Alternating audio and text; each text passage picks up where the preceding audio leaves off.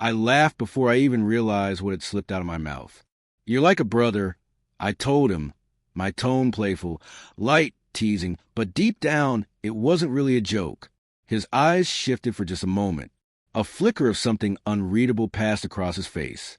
Without a word, he finished his drink, gave a small nod, and said simply "thank you," before standing up and walking away.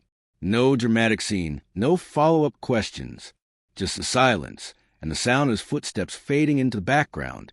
And right then, something cracked open inside me.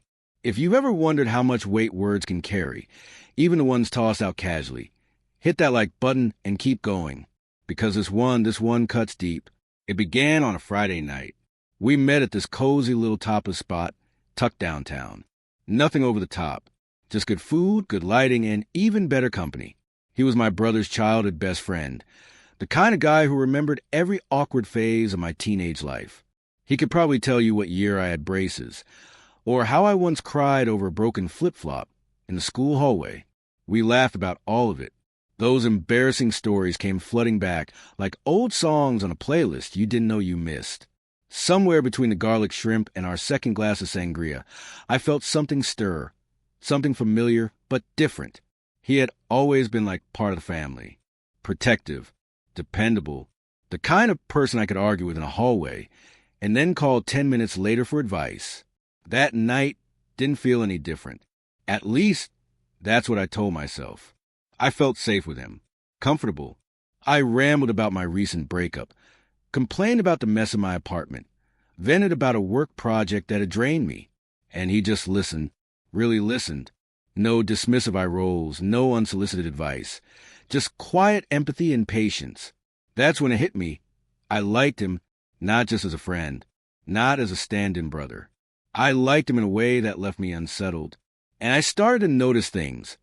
The way his eyes lingered when I laughed, how he leaned in ever so slightly when I spoke. I felt sparks, but I wasn't looking for sparks. I wanted steady, familiar, safe.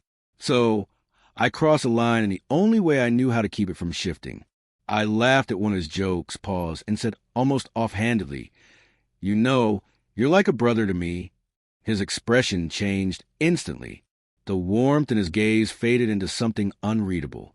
I could feel the heaviness in that moment. Maybe I let things feel too close. Maybe he'd seen something in my smile that gave him hope. He lifted his glass and took the slowest sip I've ever seen. The background noise of the restaurant seemed to fade. He set the glass down, met my eyes, and said quietly, "Thank you." Then he stood. "No pressure," he added with calm, even voice. He nodded toward the table, then turned and walked away. Just like that. No confrontation. No explanation. He vanished like he'd never been there. No calls. No texts. Just an empty chair and the sound of my own heart pounding. That night bled into the next morning. I sat at my kitchen table, going over every detail again and again, the laughter, the comfort between us, and that one phrase, like a brother. It had felt like a joke, but also like a wall. Why had I said it? Was I trying to protect myself? To shield him? Or had I been too blind to see what I truly felt? I checked my phone. No missed calls. No messages. His name was nowhere on my screen. I told myself he was probably busy. Maybe he just needed some time. But there was a tightness in my chest that wouldn't ease. A twist of guilt I couldn't ignore. He had walked away because I made him feel like he didn't belong, or worse, like he was just another face in friend zone. The days that followed were a blur. I forced myself to go on dates, ran errands like a machine, showed up for brunches with friends, and smiled when I was supposed to. But every quiet moment felt heavier than the last. Because I hadn't just lost a friend. I'd lost a chance. A real chance with someone who saw me, who showed up without being asked, who never tried to fix me, but just sat beside me and listened. And I had let that comfort slip through my fingers with a careless phrase. Weeks passed. I ended up at a party with mutual friends. And there he was, across the room, laughing easily with someone else. He looked happy, open, present. My chest tightened. I realized, and it wasn't just his presence I missed. I missed the sound of his laugh more than anyone else's. I missed the way I felt when he looked at me, like I wasn't just background noise in a crowded world. And in that moment, I didn't even recognize myself. I didn't walk over. I didn't interrupt. I just stood back and watched him living the joy I let go of. Later that night, I called a friend. He was there. I said, "Yeah," she replied. He looked good. Happy. Happy. That word echoed in my mind like a bell. It didn't sting because he had moved on. It hurt because I'd never given him the space to even try. I was so focused on protecting myself from vulnerability that I reached for a safe label, like a brother, instead of embracing the messy, beautiful unknown of something more. That night, I sat down and wrote him a message. "Hey, I've been thinking about you." About that night, I chose the wrong words. Not because I didn't care, but because I cared too much and didn't know how to show it. I wasn't trying to push him away.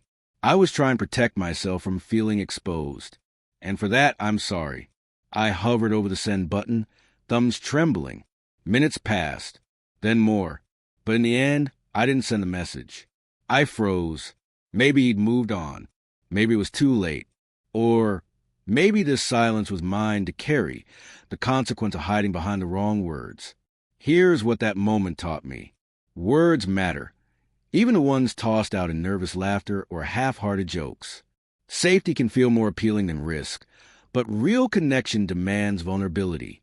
And sometimes the ache of what might have been cuts deeper than hearing no. If you've ever masked your feelings behind a phrase like, "just a friend," when your heart meant more, stop. Take a breath. Let honesty speak before fear does. Because I've lived the regret of staying silent. Drop a comment if this feels familiar. Subscribe if you're here for stories that peel back the layers and speak to the parts of us we don't always say out loud. That night, it wasn't love I ran out of. It was bravery. Telling him he was like a brother was easier than confessing the truth, that I wanted him in ways I wasn't ready to admit. He didn't try to fix me. He didn't beg or plead. He simply cared, fully, quietly, and then walked away when I couldn't let him in. He left, and his silence became a mirror. Now I know calling something safe doesn't make it real. And sometimes the walls we build with words leave two hearts aching on opposite sides. Choose better. Speak truer.